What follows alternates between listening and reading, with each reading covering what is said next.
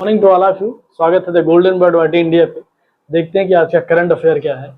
पहली खबर देखते हैं कि कनाडा विदेश मंत्री अनीता आनंद लिबरल पार्टी की हैं।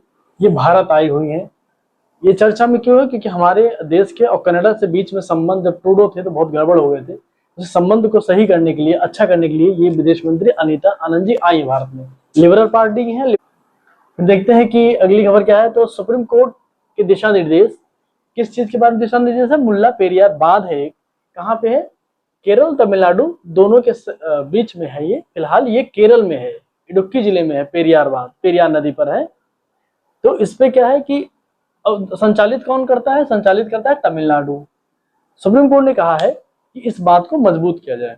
इसके बारे में नोटिस दोनों स्टेट को जारी किया है इस बात को मजबूत करने के लिए। तो ये ध्यान देने वाली बात इसमें क्या है कि मुल्ला पेरियार बांध कहाँ पे है, किस नदी पर है, किस राज्य में है?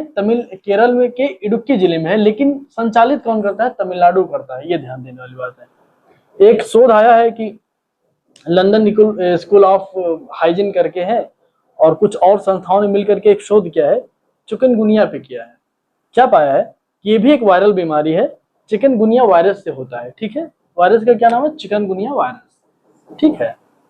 मच्छर, तो ये एडीज प्रजाति के मच्छर होते हैं। एडीज प्रजाति के मच्छर दो होते हैं, एडीज एजिप्टी होते हैं और एडीज एल्बोपिक्टस होते हैं। ये दो प्रजातियों के काटने से ये रोग होता है, चिकनगुनिया। ठीक है।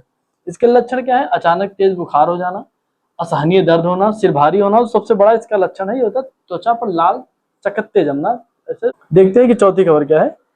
हम इस खबर को इंपॉर्टेंट तो नहीं है इलेक्ट्रिक व्हीकल्स पे, हम इसलिए इसको बता रहे क्योंकि पिछली वीडियो में मैंने बताया था कि टैक्स को सरकार हटा रही है। 9 और 11% जो दे रही थी रोड टैक्स, पहले सब्सिडी दे रही थी, अब वो हटा दे रही है।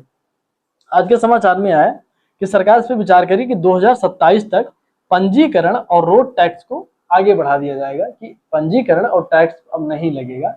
पंजीकरण में कुछ सहूलियत थी और रोड टैक्स पूरी तरह माफ कर दिया जाएगा। ये इंपॉर्टेंट नहीं है क्योंकि पढ़ाया था, तो ऐसा ना हो कि आपके दिमाग में कोई चीज हो और एग्जाम में जाओ गलत करके आ जाए, इसलिए मैं देखते हैं पांचवा खबर। तो कर्मचारी भविष्य निधि संगठन, ईपीएफ बोलते हैं इसको। तो इसमें क्या हुआ है? इसमें कुछ सुधार किए गए हैं। सुधार में ये किया गया है कि पहले इससे 3 बार पैसा निकाल सकते थे। ठीक है। तो अभी सरकार ने क्या कर दिया है कि इससे पैसे निकालने की जो अवधि थी उसको बढ़ा दी है।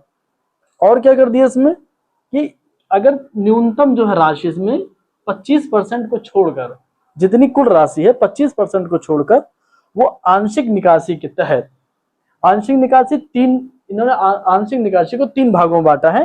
आवश्यक जरूरत, आवास और विशेष परिस्थितियों में। आवश्यक जरूरतों में बीमारी, शिक्षा और विवाह। तो इन्होंने क्या किया? शिक्षा में 10 बार, शिक्षा के उद्देश्य से 10 बार तक निकाल सकते हैं, विवाह के उद्देश्य से 5 बार तक निकाल सकते हैं। और इन्होंने ये छूट दिया है इस पे, और आप देख सकते हैं आगे क्या है। तो देखते हैं कि बिलमोरा बुलेट ट्रेन स्टेशन, इसमें इंपॉर्टेंट, बहुत ज्यादा इंपॉर्टेंट नहीं है, लेकिन मैंने इसलिए कर दी क्योंकि bullet train Mumbai to Ahmedabad के बीच में जो बुलेट ट्रेन चल रही है, एक बिलमोरा बुलेट ट्रेन स्टेशन, वहां पे वो क्या किया गया है कि उसके आगे के हिस्सों के आम के बागान की तरह बनाया जाएगा। क्यों? क्योंकि बिलमोरा में आम का बागान बहुत ज्यादा है, इसलिए। तो एक बार ध्यान रखिएगा कि आम के बागान के लिए क्या फेमस है? बिलमोरा। ठीक है ना, ये ध्यान रखिएगा। फिर देखते हैं अगली खबर की गाजा और इजराइल के बीच युद्ध विराम समझौता हुआ है। तो इसको ऐसे एक बार आप एट ए ग्लांस देख लीजिए।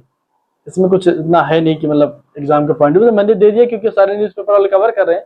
बहुत लोग पढ़ाते हैं तो लोग कहते हैं ये तो इन्होंने कवर ही नहीं किया। मैं इसलिए बता दे रहा हूँ कि एग्जाम के पॉइंट ऑफ व्यू से अगर कुछ इसमें आता है तो हम बताते, लेकिन वैसे हमने बता दिया, कुछ ऐसा इंपॉर्टेंट है नहीं। इतना ध्यान रखिए कि गाजा और इजराइल के बीच समझौता हुआ है। इनके कैपिटल देख लीजिएगा, इनकी मुद्रा देख सकते हैं आप। ठीक है। नौ देखते हैं कि भारतीय बैंक, अब जो भारतीय बैंक होंगे, आरबीआई ने कहा है जितने भारतीय बैंक है, नेपाल, भूटान और श्रीलंका को वो वहां के निवासियों को ऋण दे सकते हैं। पहले भारत और रुपए में दे सकते हैं, ध्यान देने वाली बात है। पहले ये बैंक विदेश में ऋण नहीं दे सकते थे। ठीक है। तो अभी 3 देश के लिए, नेपाल, भूटान, श्रीलंका के लिए, वहां के निवासियों को रुपए में ऋण देंगे। ठीक है। तो इसमें कुछ जरूरी संशोधन किया गया है। तो विदेशी विनिमय प्रबंधन उधारी एवं ऋण विनिमय 2018 में संशोधन, इंग्लिश में कहेंगे foreign exchange management burrowing and lending regulation 2018। ठीक है। दूसरे किसमें संशोधन किया गया है? विदेशी मुद्रा खाता प्रबंधन विनियमन 2015, इसको बोलते हैं फॉरेन करेंसी अकाउंट मैनेजमेंट 2015। ठीक है, हाँ 2015। ठीक है। इसका उद्देश्य क्या है कि बाहरी व्यापार एवं भुगतान को सुगम बनाना। तो देखते हैं कि नोबेल पुरस्कार अर्थशास्त्र में किसको मिला, जो सोमवार को मिला। कारण क्या है, आर्थिक विकास पर नवाचार के प्रभाव, इनोवेशन, इनोवेशन इसका कीवर्ड है।